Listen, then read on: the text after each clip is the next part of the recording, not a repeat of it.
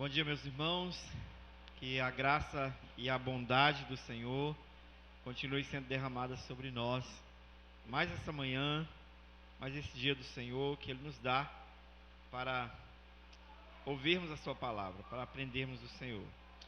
Irmãos, vamos abrir a palavra do Senhor em Gênesis, no capítulo 3, do verso 1 ao verso 8.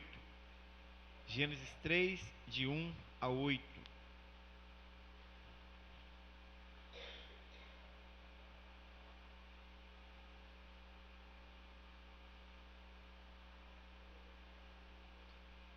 Gênesis 3, de 1 a 8, diz assim a santa palavra do nosso Deus.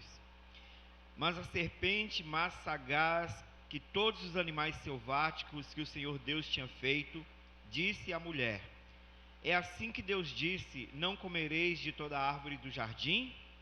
Respondeu-lhe a mulher: do fruto das árvores do jardim podemos comer, mas do fruto da árvore que está no meio do jardim, disse Deus: dele não comereis, nem tocareis nele, para que não comais. Então a serpente disse à mulher: é certo que não morrereis, porque Deus sabe que no dia em que dele comerdes, se vos abrirão os olhos, e como Deus sereis conhecedores do bem e do mal. Vendo a mulher que a árvore era boa para se comer, agradável aos olhos e árvore desejável para dar entendimento, tomou-lhe do fruto e comeu, e deu também ao marido, e ele comeu. Abriram-se então os olhos de ambos, e percebendo que estavam nus, coseram folhas de figueira e fizeram cintas para si. Quando ouviram a voz do Senhor, Deus, que andava no jardim pela viração do dia, esconderam-se da presença do Senhor Deus, o homem e sua mulher, por entre as árvores do jardim. Que Deus nos abençoe com a sua palavra. Vamos orar mais uma vez? Ó Deus Santo, Deus de graça, misericórdia e amor, graças te damos por essa manhã e pelo privilégio que o Senhor nos dá de mais uma vez estarmos perante o Senhor, diante da sua palavra, para aprendermos do Senhor, para ouvirmos a sua voz e guiarmos nossas vidas, ó Deus, por meio da palavra viva revelada do Senhor ao seu povo. Oramos, ó Deus, suplicando a graça do Senhor, a iluminação do teu Espírito, que o Senhor disponha os nossos corações para te obedecer, para temer o seu nome, para agradar o Senhor, ó Pai, pela observação fiel da verdade do Senhor, ó Deus. Oramos no nome santo de Jesus e te damos graças por tua graça e bênção para conosco. Amém. Amém. Irmãos, o livro de Gênesis, ele é essencial para a nossa fé. Alguns acreditam que os evangelhos, se nós não tivéssemos outros livros, os evangelhos seria suficiente para a nossa fé. Mas nós lemos que todo o fundamento do que cremos está no livro de Gênesis. Ele nos dá tanto a origem de todas as coisas, e é os primeiros escritos através dos quais nós conhecemos algo sobre o nosso Deus. Deus revela-se a si mesmo nas palavras do profeta Moisés, no primeiro livro das Escrituras. E ele nos revela também aquelas doutrinas essenciais da nossa fé. E especialmente falando das doutrinas da graça, que são aquele conjunto de doutrinas relativos à nossa salvação e que passou a ser conhecido ou descrito teologicamente na Tulip, ou aqueles 5 pontos conhecidos como os 5 pontos do calvinismo. Nós vimos eles muito claramente no livro de Gênesis. E a doutrina da depravação total, especialmente, no capítulo 3, nós vimos de uma forma muito clara, descrita pelo profeta Moisés. Mas ao olhar para essas doutrinas, Moisés faz de um modo, Moisés descreve, é claro, ele está escrevendo inspirado pelo Senhor. Nós cremos que de fato todo o texto bíblico é inspirado pelo Espírito Santo. Ele o faz de modo que essas doutrinas exaltem 2 grandes verdades ao respeito do nosso Deus: a sua glória e a sua supremacia, a sua soberania sobre o mundo criado, sobre todas as coisas. Então, nesse livro, nós vimos Moisés como um legislador que apresenta ou que nos dá uma revelação sobre Deus como sendo o supremo Senhor sobre todas as coisas e aquele que dá o direcionamento, que dá a lei para o seu povo. E talvez você possa dizer, mas a lei foi dada em Êxodo. Não, a lei foi dada nos primeiros capítulos de Gênesis. Deus estabelece na sua palavra, quando ele diz, desse fruto não comais, todos os princípios da lei moral, dos 10 mandamentos, estavam ali presentes, mostrando que ele é o governador soberano, ele é o legislador soberano sobre o homem que ele criou. Nós podemos ver também que a criação foi, na verdade, criada ou feita, estabelecida, como um palco para a revelação dessas duas grandes verdades a respeito do nosso Deus. A criação revela a glória de Deus. Então esse é a primeira coisa evidente no livro de Gênesis, que a criação revela a glória de Deus. O livro de Gênesis já começa mostrando um Deus glorioso, um Deus que pela sua palavra diz e as coisas vêm a existir. Mas a criação também, ela revela a soberania de Deus, mostra Deus como aquele que, além de ter criado, governa soberanamente sobre a criação, sustenta poderosamente pela palavra do seu poder e guia a vida na terra, guia a vida em toda a criação. Nós então vamos olhar hoje especialmente para o modo como Moisés apresenta a queda e a depravação do homem. E como nessa doutrina nós ainda podemos ver, ou nesse evento, nós ainda podemos ver de modo muito evidente a glória de Deus e o seu governo soberano. É claro que talvez fosse o momento em que nós pudéssemos dizer, aqui, pelo menos a soberania de Deus foi abalada, né? Porque o plano parece que não saiu como idealizado, saiu alguma coisa do controle na queda, mas nós vimos claramente, de modo muito evidente, o seu governo soberano, mesmo na queda, mesmo quando a criação entra em descompasso, mesmo quando a criação entra em desequilíbrio por causa do pecado, por causa da entrada do mal na criação que Deus havia criado de modo santo. Bem, como nós olhamos então a queda e a depravação total no livro de Gênesis? Em primeiro lugar, o que nós olhamos, o que nós vimos no primeiro verso de Gênesis é uma rebelião contra a soberania de Deus, visando apagar a sua glória. A primeira coisa é uma rebelião contra a soberania de Deus. O que se lê no primeiro verso de Gênesis 3? Mas a serpente, mais sagaz que todos os animais selváticos que o Senhor Deus tinha feito, disse à mulher: é assim que Deus disse, não comereis de toda a árvore do jardim? Em primeiro lugar, Satanás procura seduzir Eva e Adão a rebelarem-se contra o governo do Senhor, modificando a própria lei de Deus, modificando a própria palavra do Senhor. Alguém disse que Satanás, na verdade, que nós não podemos nos enganar, pensando que Satanás quer que os homens façam a vontade dele. Na verdade, o que Satanás quer é que os homens façam a sua própria vontade. E desde o princípio foi isso que Satanás fez. Ele tenta Eva, estabelecendo para ela algo que parece ser melhor do que aquilo que Deus propôs, e ela é seduzida a atender o desejo do seu coração, a atender a sua própria vontade. Fazendo isso, aceitando e fazendo a sua própria vontade, o homem rebela-se contra a vontade de Deus. Então ele propõe uma rebelião contra o governo de Deus quando o homem faz a sua própria vontade. Então fazer a própria vontade é rebelar-se contra o governo soberano do nosso Deus. A sedução satânica acontece do seguinte modo: ele seduz, em primeiro lugar, a questionar a palavra de Deus. Verso 2: respondeu a mulher: do fruto da árvore, de todas as árvores do jardim podemos comer, mas do fruto da árvore que está no meio do jardim, disse Deus, dela não comereis, nem tocareis nele, para que não morreis. Não morrais. Então a serpente disse: é certo que não morrereis.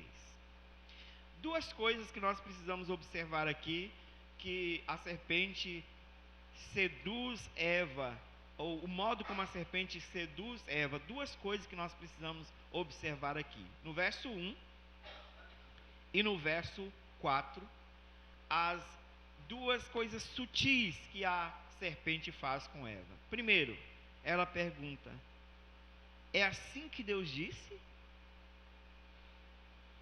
E depois ela conclui: certamente não morrereis. O que na verdade é estabelecido aqui é: você entendeu errado o que Deus disse, e isso aí que você acabou de dizer não é a verdade. É isso que a serpente faz. Nós precisamos lembrar que Adão e Eva não foram tentados da mesma forma que nós somos tentados. Nós somos tentados pela cobiça que já existe em nosso coração, porque todos nós caímos juntamente com os nossos antigos pais. Então a corrupção do pecado foi herdada por imputação por todos nós, dos nossos pais antigos, de Adão e Eva. Então nós já nascemos dispostos ou predispostos ao pecado. Nós já nascemos malignos. É o que Davi nos ensina de modo muito claro, ao dizer que em pecado lhe concebeu a sua mãe. Ele foi concebido em pecado, ele foi gerado em iniquidade. Nós somos assim. Então Adão e Eva foram criados em retidão e justiça. Então até aquele momento eles eram retos e justos perante o Senhor. Os seus corações não eram maus. Eles foram seduzidos, convencidos de que aquela opção era melhor. Foram convencidos de que não foi aquilo que Deus havia dito e que certamente as consequências não seriam aquelas que Deus havia dito. Mas há mais aqui no que a serpente faz. A serpente, no verso 5, coloca em completo descrédito a palavra de Deus ao dizer assim: Deus sabe que no dia que vocês comerem, vocês se tornarão iguais a Ele, conhecedores do bem e do mal. Então veja qual é a sequência aqui, a lógica da tentação de Satanás. Primeiro, questione a palavra de Deus. Segundo, abandone a palavra de Deus. Terceiro, perca a confiança em Deus. Então ele propõe essas três coisas: que você questione, abandone e aí perca a confiança no seu Deus. E foi exatamente isso que ocorreu aqui na primeira tentação, exatamente isso que aconteceu na queda. Ele faz essas colocações a respeito da lei de Deus, que Deus havia estabelecido: desta árvore não comam, porque o dia que vocês comerem, vocês morrerão. Ele disse: não foi bem assim que Deus disse, certamente não serão essas consequências, Deus está enganando vocês. Então ele vai numa sequência mostrando, levando gradativamente o homem a cair, a pecar. Questionar a palavra de Deus, abandonar a palavra de Deus, duvidar, desconfiar do próprio Deus, do caráter de Deus.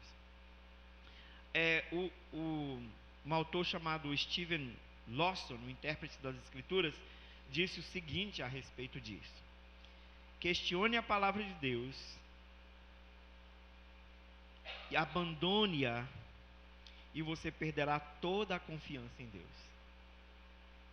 Questione a palavra de Deus e abandone-a, e você perderá toda a confiança em Deus. Não há razão mais para confiar em Deus se você não confia na sua palavra, se você não confia no que Ele disse. Você perdeu completamente a confiança. Martinho Lutero, falando sobre a primeira tentação, disse o seguinte: mas esta tentação, quando Satanás ataca a palavra e as obras de Deus, é muito mais grave e mais perigosa, e é peculiar à igreja e aos santos. Segue-se, pois, que aqui Satanás ataca Adão e Eva dessa maneira para privá-los da palavra de Deus e para fazê-los acreditar em sua mentira, e depois de perderem a palavra de Deus, perderem também a sua confiança no Senhor. E é exatamente isso que é a principal tentação de Satanás, e continua sendo a tentação de Satanás ao coração dos homens. Perca a confiança na Bíblia e você não confia mais em Deus. Abandone a Bíblia e você não confia mais em Deus. Aí nós vimos então a primeira grande desobediência, e uma desobediência temerária, porque não era uma desobediência que tinha consequências somente sobre eles, sobre os dois, mas sobre toda a sua descendência. Por isso nós sofremos hoje o que sofremos, porque a desobediência de Adão estende-se a todos nós. Como eu disse, Adão e Eva não foram tentados da mesma forma que nós fomos. Adão e Eva são, na verdade, os únicos da raça humana, e por fim Jesus Cristo, depois de ter assumido a nossa humanidade, os únicos que podemos afirmar com toda certeza que tiveram livre arbítrio. E deixa eu dizer o que a Bíblia, ou o que a teologia reformada entende que as Escrituras ensinam sobre o que é o livre arbítrio. O livre arbítrio é a capacidade de tomar decisões para o bem, sem nenhuma influência ou sem nenhuma disposição que o empurre a fazer aquilo ali obrigatoriamente, que o obrigue a fazer. Então, Adão e Eva tinham tanto a capacidade de escolher, de julgar o bem e o mal, e de escolher um ou outro livremente, porque Deus havia dado a eles essa liberdade. E eles escolheram desafiar a Deus, escolheram desobedecer a Deus. O homem quis resistir ao direito de Deus governar soberanamente sobre eles, sobre as suas vidas. E mesmo conhecendo a lei de Deus estabelecida pelo próprio Deus, eles decidiram, e conhecendo o resultado da quebra daquela lei, eles decidiram pecar. A lei de Deus era muito clara: não comam, porque no dia em que dele comerdes, certamente morrereis. Talvez uma outra ocasião, eu acho que eu já prometi isso aqui, né? Eu vou prometer novamente, uma outra ocasião, nós fiquemos somente aqui na quebra dessa lei, e a gente consiga observar como que Adão e Eva quebraram os 10 mandamentos da lei moral ao quebrar essa lei aqui. Os 10, não ficou um sem ser quebrado, nenhum sem ser quebrado, quando ele desobedece essa lei aqui. Então, em um outro momento, nós podemos observar como isso aconteceu. Mas o que eles fizeram de fato foi rebelar contra o governo soberano de Deus. Lembremos a forma como Adão e Eva foram criados, para que a gente pense no outro grande princípio que está sendo colocado em evidência aqui. Adão e Eva foram criados à imagem e à semelhança de Deus.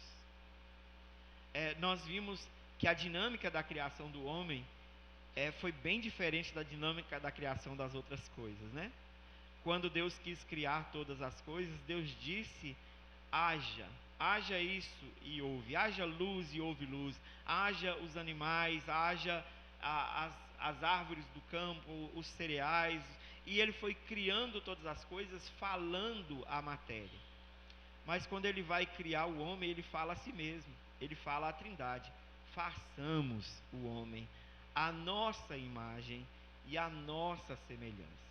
Nada na criação foi criado à imagem e à semelhança de Deus, ainda que tudo na criação revele algo do caráter, da natureza santa e perfeita de Deus, mas nada na criação foi criado à semelhança de Deus em termos de retidão moral, em termos de intelecto, de vontade, os princípios morais que há presentes no homem, eles existem em reflexo ao próprio caráter de Deus. Então, nada na criação foi criado desse modo.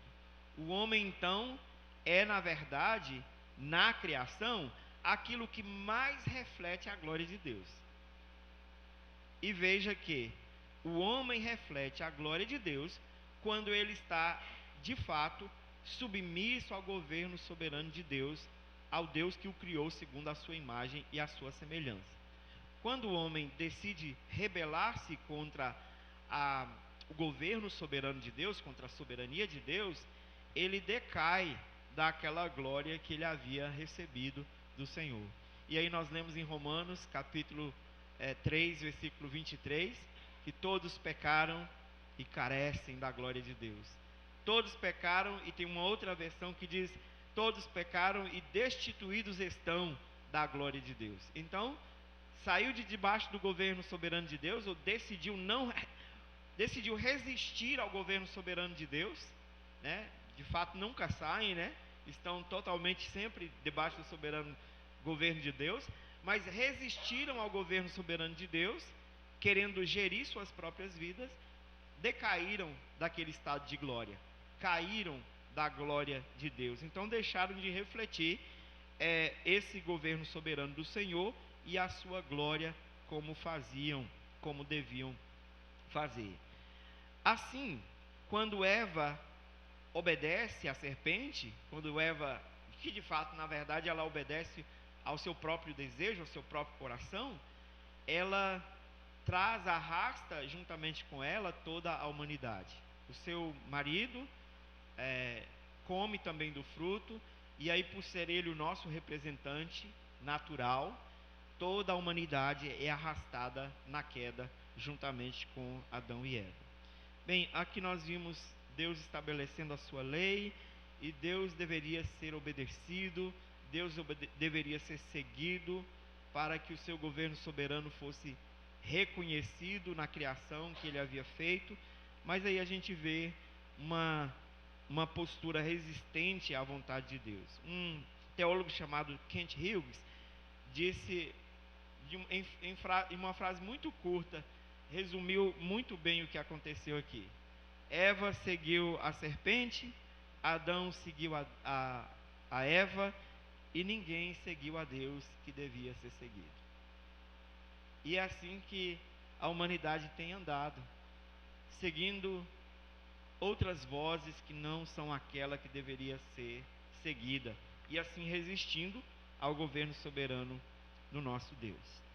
Bem, qual era a consequência real de comer do fruto? Havia duas, né? A primeira era que eles se tornariam conhecedores do bem e do mal. E a segunda era que eles morreriam. Essas eram as duas coisas que estavam claras no estabelecimento da lei de Deus ali. Olha, desse fruto não comam, porque no dia em que vocês comerem, vocês morrerão. Nós precisamos conhecer ou entender, então, o que significa essas duas coisas. Conhecer o bem e o mal, e também morrer. O que significa essas duas consequências? O que é de fato o conhecimento do bem e do mal? Nós conhecemos o bem e o mal de uma forma diferente da forma como Deus conhece o bem e o mal. Deus conhece o bem e o mal. Primeiro, ele conhece o bem porque ele é o próprio bem. Todo o bem, toda boa dádiva vem dele. Então, todo o bem deriva dele. Ele é o próprio bem. Então, Deus conhece o bem porque ele é autoconsciente. Ele conhece a si mesmo. Mas Deus conhece o mal porque ele sabe de todas as coisas, como Criador soberano e governador soberano. Ele conhece o mal, mas ele não experimenta o mal como nós o experimentamos. O conhecimento do bem e do mal que o homem teve foi da seguinte forma. Do bem porque, tendo tido já relacionamento com o Senhor. Na viração do dia sempre o Senhor vinha, encontrava-se com ele no jardim. Então ele conhecia a Deus e ele foi criado segundo o caráter do próprio Deus. Ele foi criado à imagem e à semelhança de Deus. Mas ao comer do fruto, Adão e Eva conhecem o mal de uma forma que Deus não pode conhecer. Adão e Eva experimentam a realidade do mal. Adão e Eva conhecem o mal no sentido de que eles tomam conhecimento da realidade do mal em si mesmos, ou seja, o mal em seus próprios corações. Deus não tem nenhum mal em si, então nós conhecemos o mal de um modo diferente de Deus.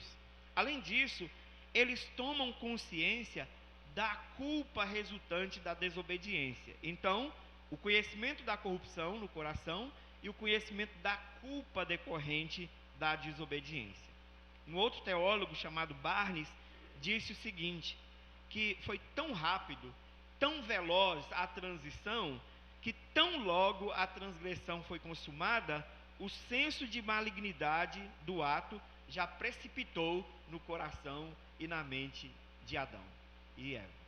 Então, tão rápido, mas tão rápido como um relâmpago, que no momento em que eles desobedeceram, a consciência da realidade do mal e a consciência da culpa caiu no seu coração, na sua mente, imediatamente.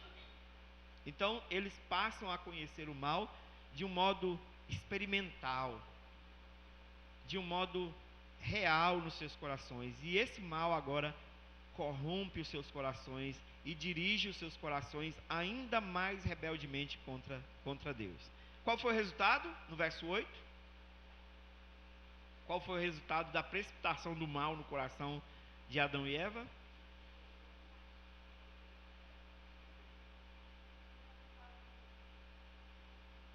Veja que coisa terrível, né? No 7 eles veem que estão nus, mas no verso 8 algo em relação a Deus, o que acontece? Se esconderam de Deus. Veja que coisa terrível. Na viração do dia o Senhor vinha encontrar-se com eles. Van Groningen, que é um teólogo holandês, ele examina profundamente esse termo, né? E ele tende a interpretar que a viração do dia seria o dia do Senhor. Que o Senhor, porque Deus havia criado tudo em 6 dias, e no 7º ele separou para encontrar-se com o homem e para que o homem pudesse descansar nele. Então Deus descansava com eles. Deus descansava para eles descansarem em Deus. Então ele interpreta que na viração do dia era o dia do Senhor. No dia do Senhor, Adão e Eva sempre se encontravam com o Senhor no jardim. O jardim era o lugar de comunhão, de adoração, de intimidade com Deus Criador, com Deus Soberano, onde eles contemplavam a glória do Senhor. Não sabemos muito bem como era essa contemplação, mas eles contemplavam, né? Nós sabemos que eles não podiam ver a glória do Senhor plenamente, porque ninguém resiste, mesmo o homem em retidão e justiça, não resistiria a ver a glória do Senhor permanente, mas de modo plenamente, mas eles viam a glória do Senhor, eles encontravam com Deus, tinham comunhão com o Senhor. E eu posso imaginar o que acontecia nessa viração, né? Certamente havia expectativa, havia desejo de encontrar-se com Deus, porque era encontrar-se com o seu semelhante em certo sentido, porque Deus carregava em si, na verdade, aquilo que eles tinham neles em proporção menor. Então, Deus era de fato quem eles queriam encontrar, né? Todo o restante da criação não tinha esse mesmo vínculo com eles, não tinha essa mesma ligação, não tinha essa mesma característica, porque nenhuma parte da criação foi criada à imagem e à semelhança de Deus. Somente o homem e a mulher foram criados. Então eles certamente ansiavam por encontrar-se com o Senhor. Mas após a queda, o que é que acontece? Acabou a expectativa, e no lugar da expectativa e do desejo de encontrar-se com o Senhor, o medo e a culpa, a vergonha que tomaram conta de seus corações. E ao invés de correrem para o encontro do Senhor na viração do dia, eles correm na direção oposta de Deus. Então, quando o homem resiste ao governo soberano de Deus, e quanto mais resistimos ao governo soberano de Deus, a tendência é correr para a direção oposta e não correr em direção ao Senhor. E eles fugiram da presença do Senhor. Por quê? Por causa da morte. A desobediência e esse conhecimento do bem ou do mal, como eles tiveram, como eles passaram a ter, trouxe como consequência drástica a morte. E nós lemos os versos 8 e 9, o que essa morte fez com o homem. Abriram-se os olhos de ambos e perceberam que estavam nus, e coseram folhas de figueira e fizeram cintas para si. Ouvindo a voz do Senhor, Deus que andava no jardim pela viração do dia, esconderam-se da presença do Senhor Deus, o homem e a sua mulher, por trás das árvores, por entre as árvores do jardim. Veja o que a morte faz aqui. Como nós podemos compreender a morte anunciada na desobediência da lei. Assim como a consciência da realidade do mal e a consciência da culpa foram imediatas como um relâmpago no coração e na mente de Adão e Eva, a morte espiritual também o foi, imediata à queda. Morte é separação, literalmente é isso. Morte é separação. O que acontece, e talvez os doutores aí possam nos ajudar, né? O que acontece, na verdade, o que acontece no momento da morte, né? Do fim da vida de uma pessoa? Esvai-se tudo, toda a vida sai do corpo e fica um corpo morto, sem nada, né? E a partir do momento que a vida sai, o que acontece imediatamente? Começa o processo de decomposição, né? E é imediatamente começa o processo de decomposição. Enquanto a vida está no corpo, o corpo se sustenta. Quando a vida sai, o corpo começa a entrar em decomposição. A morte, então, é a separação, a morte física é a separação do espírito do corpo. A alma se desapega do corpo, separa-se do corpo. A alma volta a Deus e o corpo começa a entrar em decomposição e deve voltar para o pó de onde saiu. Então, morte é separação. Espiritualmente, o homem passou a experimentar um tipo de morte pior do que a morte física, que é a morte espiritual. Então, dois tipos de morte que o homem experimenta aqui: a morte física e a morte espiritual. O primeiro tipo, a morte física, é transitório para todos os homens. Todos os homens um dia vão ressuscitar, quer seja para a glória eterna, quer seja para a condenação eterna, todos os corpos serão ressuscitados. Essa é a verdade das Escrituras. Isso é o que nós aprendemos na palavra do Senhor.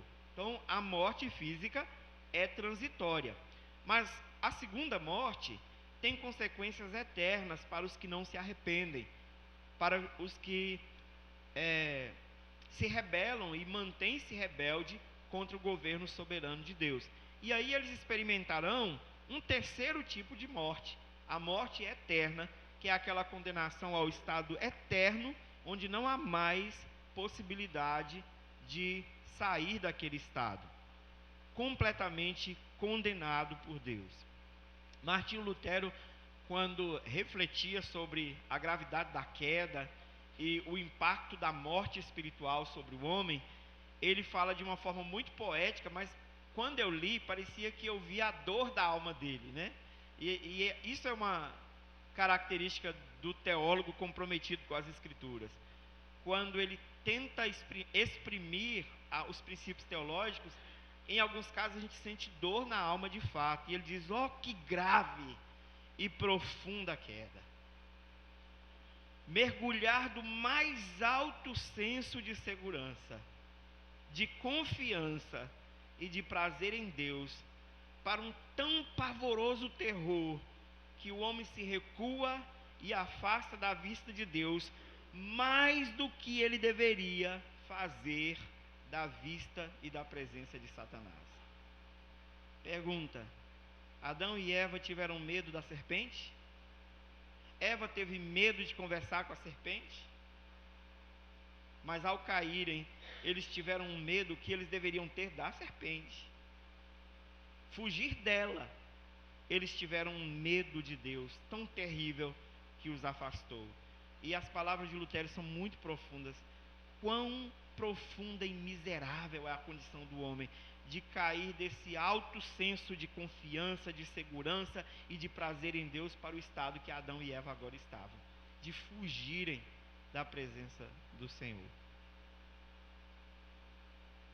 E aí nós vimos então que por causa disso, a natureza do homem que foi criado segundo a imagem e a semelhança de Deus se tornou uma natureza pecaminosa, e juntamente com aqueles dois primeiros, toda a sua descendência se torna natureza pecaminosa. Quem pode ler Gênesis 3:10 para nós, por favor?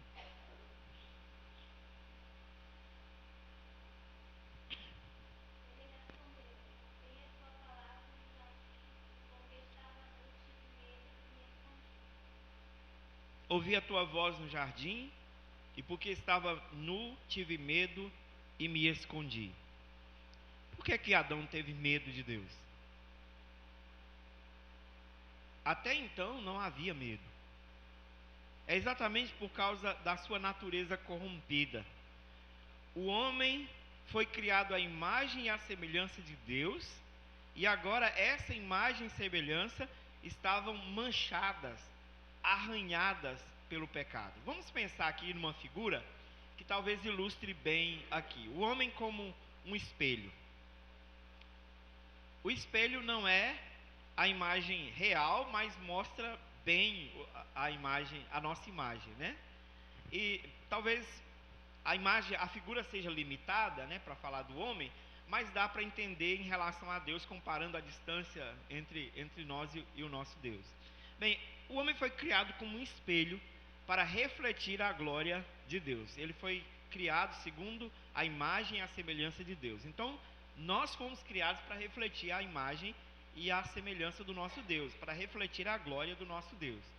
O pecado é como se você tivesse pegado um prego e ido lá no espelho e arranhado toda a sua superfície.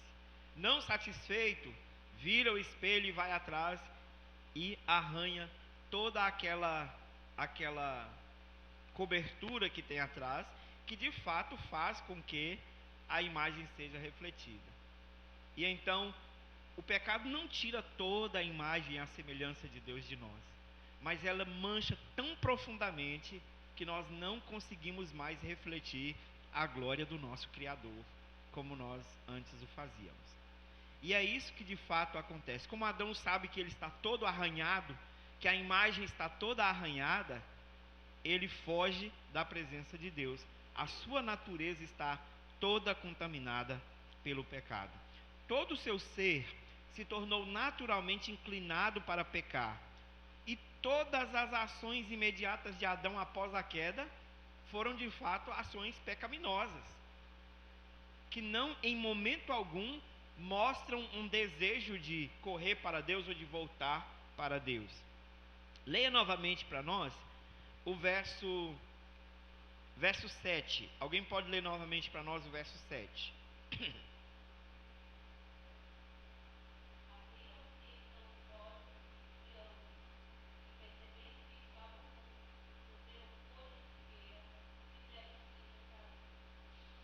Qual foi a primeira ação do homem aqui após a queda? A primeira coisa que ele fez para resolver o problema? Cozer folhas de figueira para tentar cobrir a vergonha e a culpa do pecado. Primeira coisa que eles fazem. E o que é que nós vimos aqui? Adão e Eva pecaram. Será que eles não conheciam suficiente a Deus para saber que o Deus que criou todas as coisas pela palavra do seu poder seria capaz de consertar o erro que eles acabaram de cometer? Será que eles não não tinham conhecimento suficiente para saber disso? Tinham, mas o pecado embota a nossa mente. O pecado nos cega e nos faz esquecer das verdades. E eles se esqueceram que Deus podia resolver o problema. E ao invés de recorrer a Deus para resolver o problema da culpa e da vergonha, eles tentam cobrir o pecado com um recurso humano fajuto. Um recurso humano que não tem qualquer efeito contra o pecado. E infelizmente, meus irmãos, nós ainda estamos cozendo folhas de figueira para cobrir a nossa vergonha e o nosso pecado. Mesmo nós já regenerados, conhecendo que somente através do sangue do Cordeiro, somente o sangue do Cordeiro pode cobrir a nossa vergonha e livrar-nos de nossa culpa, a gente ainda justifica o nosso pecado, tenta colocar a culpa em diversas circunstâncias, uma série de coisas que nós tentamos fazer, tentando resolver o problema do pecado, que é uma tentativa, no fundo, de cobrir a nossa vergonha com recursos humanos, de cobrir a nossa culpa com recursos humanos. A não confissão, o esconder o pecado, o esconder a iniquidade, é uma tentativa de esconder as nossas vergonhas com recurso humano. E nós sabemos que Deus conhece todas as coisas, mas parece que a nossa mente, o pecado nos emburrece a tal modo, que parece que a nossa mente acredita que se ninguém souber, não tem problema. Mesmo que aquele que é o que de fato nós deveríamos temer, que sabe, nós sabemos que ele sabe, e nós não temos medo. E nós encobrimos o nosso pecado dos outros, porque nós preocupamos mais com a nossa reputação do que com a nossa comunhão com o nosso Deus. Mais do que qualquer outra coisa. A gente passa uma maquiagem, né, em nós para apresentar bem diante dos outros, mas Deus conhece tudo a respeito de nós. Então, ao invés de recorrer a Deus e de buscar a Deus para cobrir o pecado, para cobrir a vergonha e para tirar a culpa, eles criam um recurso para si mesmo. Segundo, qual a segunda ação do homem no verso 8? Quem pode ler para nós? Segunda ação no verso 8.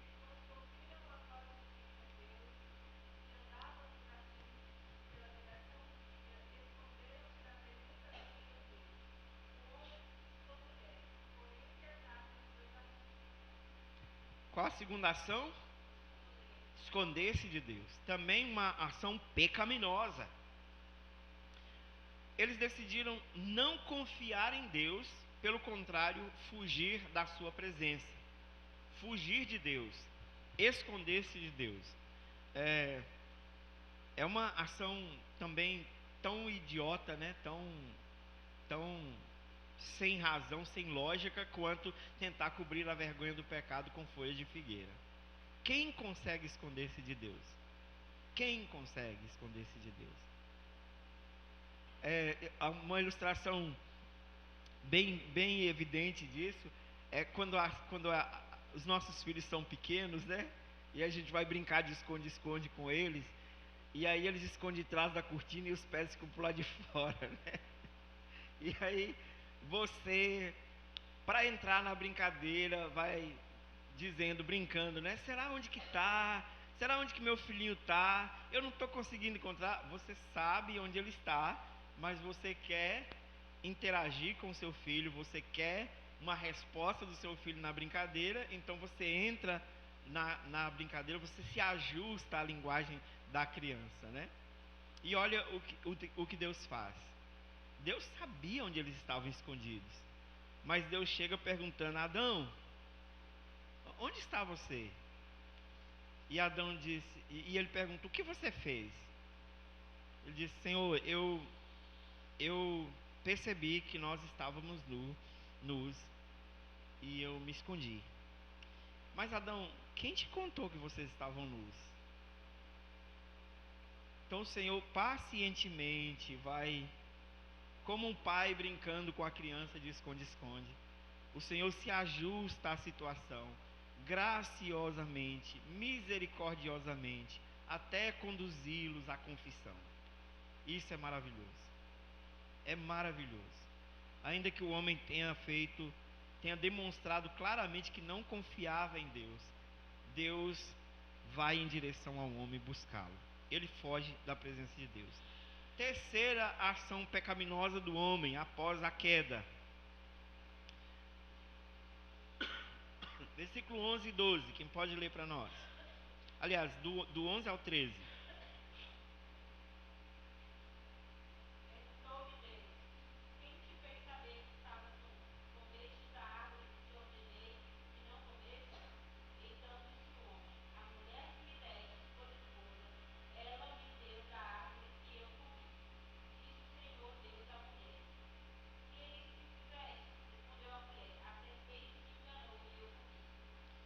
Então, veja o modo como Deus conduz aqui, mas veja a ação pecaminosa de Adão e Eva.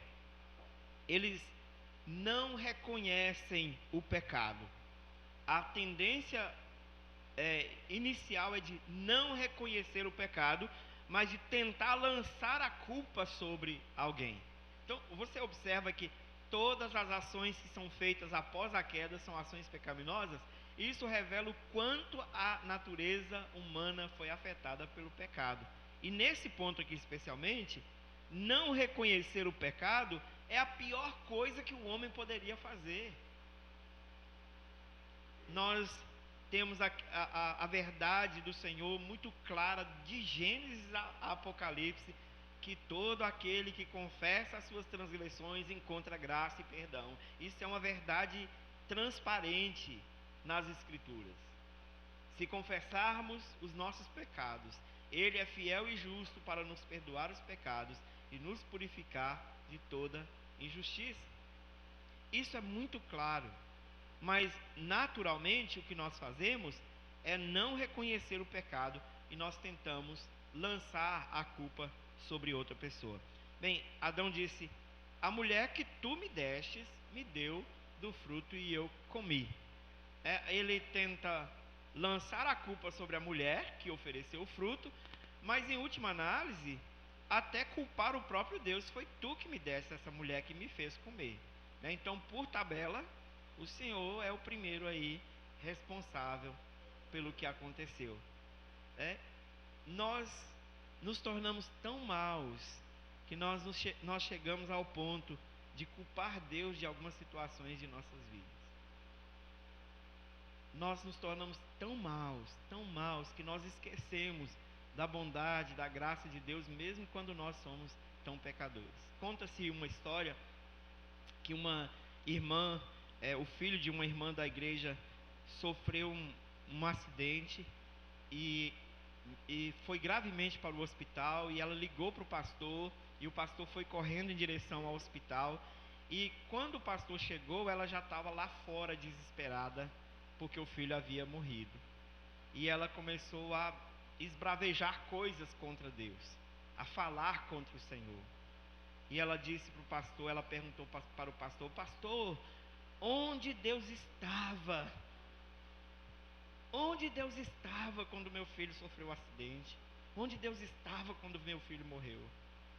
E a resposta do pastor foi: ele estava no mesmo lugar quando o filho dele morreu, por você e pelo seu filho. Se acalme, irmão. Ele continua soberano, governando todas as coisas. Nós precisamos reconhecer o nosso pecado e tomar o cuidado para não lançarmos a culpa do nosso pecado em outro, e talvez até em Deus, em alguns momentos da nossa vida.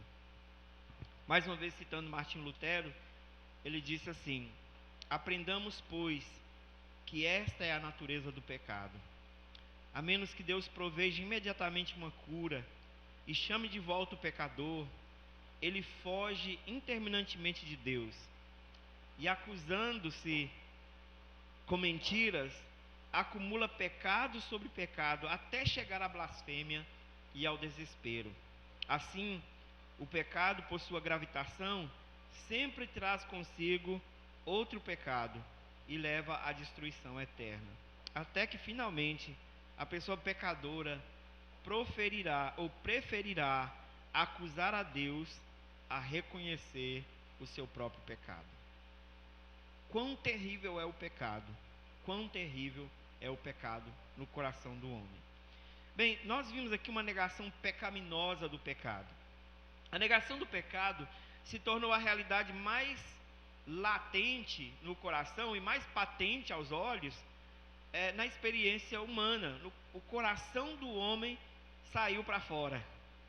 O coração do homem saiu e se mostrou. Porque agora ele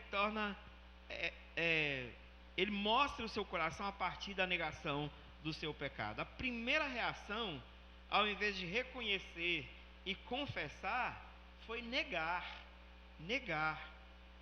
O pecado tira de nós a consciência de nossa responsabilidade e tenta lançar sobre outro a responsabilidade pela nossa falta, pelo nosso erro.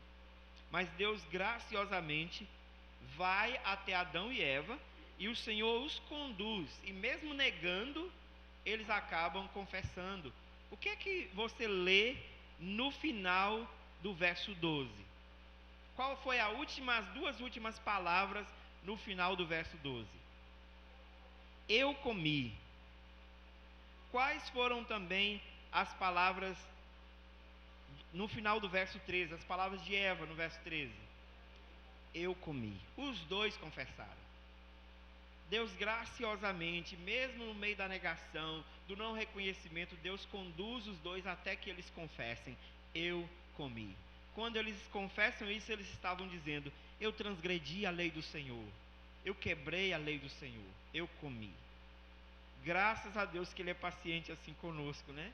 E mesmo que nós tentemos negar as nossas culpas, negar o nosso pecado, Ele graciosamente nos conduz até que nós cheguemos ao ponto de confessar. E Deus faz muito mais do que isso aqui. Ao chegar no ponto de levar a confessar, Deus chega no verso 15 e Ele lança a maldição, né? Ele vai declarar a maldição, mas no verso 15 Ele diz: como parte da maldição, eu porei inimizade entre a serpente e a mulher, entre a descendência da serpente e o seu descendente. Deus anuncia que haveria ali uma inimizade longínqua, né, que ia tomar muito tempo, ou longínqua não, né, longeva, que ia durar muito tempo na história, uma inimizade entre a semente santa e a semente do mal, a semente da serpente, entre a descendência da serpente e o descendente da mulher, que é o próprio Jesus. Mas ele diz: a serpente ferirá esse descendente no calcanhar, mas este lhe ferirá na cabeça. Então, o primeiro anúncio do Evangelho é dado aí no versículo 15, de Gênesis 3, que é chamado de o proto-evangelho, ou o primeiro evangelho. A primeira vez que Jesus é anunciado como Salvador nas Escrituras é aqui. E há uma referência, novamente uma referência sobre ele, no verso 21. Quem pode ler para nós?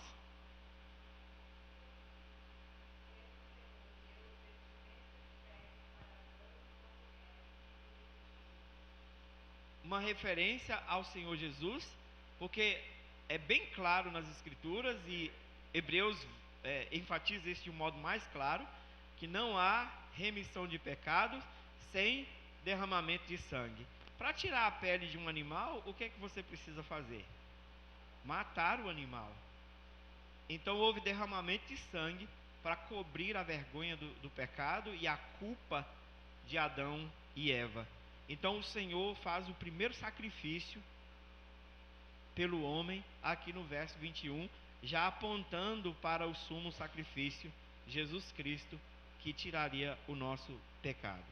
Bem, aqui então nós vimos em Gênesis 3 como o homem, como a depravação chegou a nós, como nós fomos afetados pelo pecado.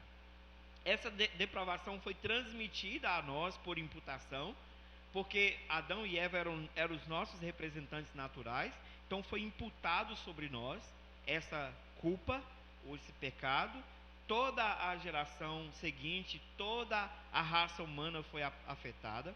João Calvino diz assim, ao dizer, antes disso, leia alguém para mim, Gênesis 5, verso 3, quando Adão menciona o nascimento de um outro filho após a morte de Abel.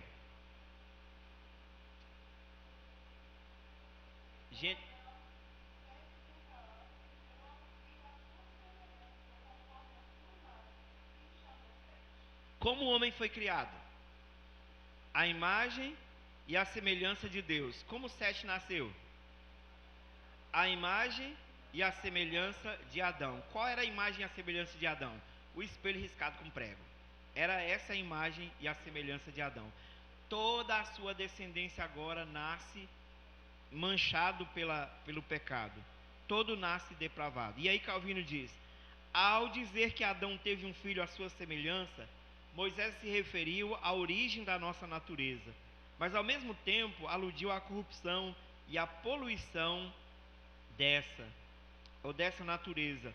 O que, devido ao pecado de Adão e à queda, seguiu adiante, passando a toda a sua posteridade. Portanto, segundo a carne, Sete nasceu pecador, segundo a natureza, a semelhança e a imagem do seu pai.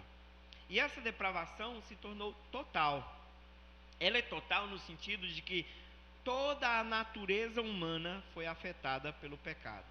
A depravação não apagou toda a natureza de Deus em nós, mas ela afetou cada parte do nosso ser. O nosso corpo físico, o nosso intelecto, o nosso coração, o centro das nossas emoções, tudo em nós, e especialmente a nossa comunhão com o nosso Deus, foi afetada pelo pecado. Mas ela também é total no sentido de que toda a raça humana foi afetada pelo pecado, foi afetada por essa corrupção. Assim, o homem se tornou incapaz de buscar o bem espiritual. Um teólogo mais moderno, chamado James Montgomery Boyce, disse: uma pessoa cujo coração só pode inclinar-se para o mal, certamente não pode nem procura Deus, nem pode procurar Deus, porque está de todo corrompido. Então é uma depravação que nos coloca numa situação terrível, terrível. E somente uma intervenção poderosa do próprio Criador soberano pode nos tirar dessa situação. A obra de Cristo, então, visa duas coisas especialmente. Primeiro, restaurar em nossa consciência, em nosso ser, aquele senso do governo soberano de Deus. Deus quer governar os nossos corações, não simplesmente porque Ele é o soberano sobre nós, mas que nós tenhamos consciência desse governo e que nós nos submetamos a esse governo. Ele nos criou seres com livre agência, e seres morais, que podem responder moralmente. Por isso Ele quer que nós tenhamos consciência e nós proclamemos esse governo soberano dele sobre nós. O que na verdade visa o Evangelho é que o homem diga: Senhor, nós pecamos, fugimos do seu governo soberano, resistimos a ele, mas nós estamos aqui por teu Filho e nos submetemos novamente ao seu governo soberano. Primeira coisa. Segunda, Deus visa restaurar a sua glória, a glória destituída, a glória perdida no homem criado. Deus visa restaurar essa glória no homem. E é tão maravilhoso que Ele quer resplandecer em nós a glória, a semelhança do seu Filho. Romanos 8, 29 diz que Ele nos predestinou, Ele nos salvou para que nós fôssemos a semelhança do seu Filho, feitos à semelhança do seu Filho. Então, à medida que a glória de Deus é revelada em Cristo, ela se estende para os pecadores que Ele salvou, e a glória de Cristo também é manifestada em nós. Deus está restaurando em nós a sua imagem e a sua semelhança. Nós nunca seremos a imagem e semelhança de Deus no sentido pleno, da palavra. Nós nunca teremos o caráter de Deus como Ele o tem, senão nós nos tornaríamos deuses também, né? Mas um dia nós poderemos ser livres totalmente dessa depravação e dessa natureza maldita, pecaminosa, e sermos restaurados àquele estado de glória para o qual o Senhor nos criou. E muito melhor do que o primeiro estado, porque no primeiro estado Adão e Eva podiam cair, e caíram. Nesse segundo estado, nesse estado que o Senhor nos colocará quando Cristo voltar em sua glória, nós seremos colocados em uma situação, em um estado onde nunca mais nós nos rebelaremos contra o governo do nosso Deus. Nunca mais haverá rebelião no nosso coração contra o governo do nosso Deus. Que coisa maravilhosa! E ainda que nós tenhamos bagunçado o plano, Deus continua com o plano todo nas suas mãos, governando soberanamente e guiando toda a história para que nós possamos vê-lo exaltado, glorificado, soberano sobre nossas vidas, através do seu Filho, Jesus Cristo. Que Deus nos abençoe e nos ajude a olhar para essas verdades e a entender que nós nascemos para estarmos submissos ao governo soberano de Deus e para manifestarmos a sua glória e para glorificarmos a esse Deus que nos criou a sua imagem e a sua semelhança. Que Deus nos abençoe, meus irmãos.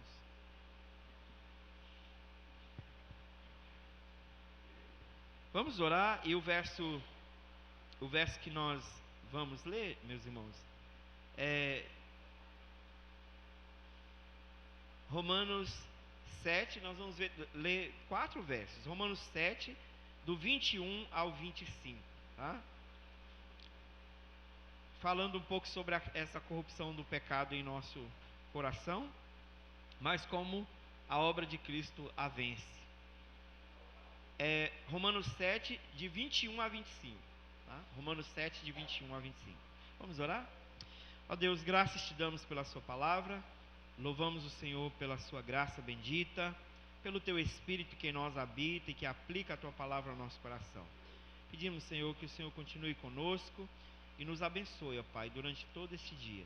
Ajuda-nos, Senhor, a viver de acordo com a palavra do Senhor, à luz do teu Evangelho. Assim oramos no nome de Jesus. Amém.